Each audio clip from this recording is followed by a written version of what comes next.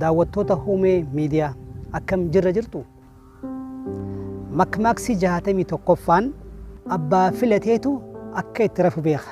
Abbaa filateetu akka itti rafu beeka. Makmaaksi 62ffaan abbaa gabaabaa ijoolleen abbaan seetu.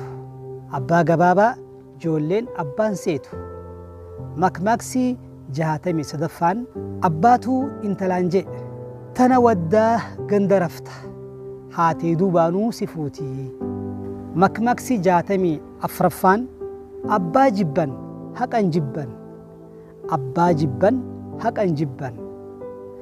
Makmaaksi 65ffaan abbaa lafee affeeleetu akka itti nyaatu beeka.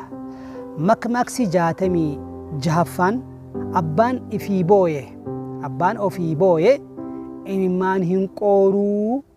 Abbaan ifii booye imimmaan hin qooruu.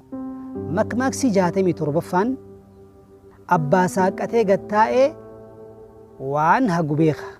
Makmaaksi 68ffaan abbaan daadhii dhugeef ilmi afaan hin mi'aawu. Makmaaksi 69ffaan abbaan daa'ima nyaateef ilmi yookaan ilma afaan hin mi'aawu. Makmaaksi 71ffaan abbaan dhoysu irreetu hima.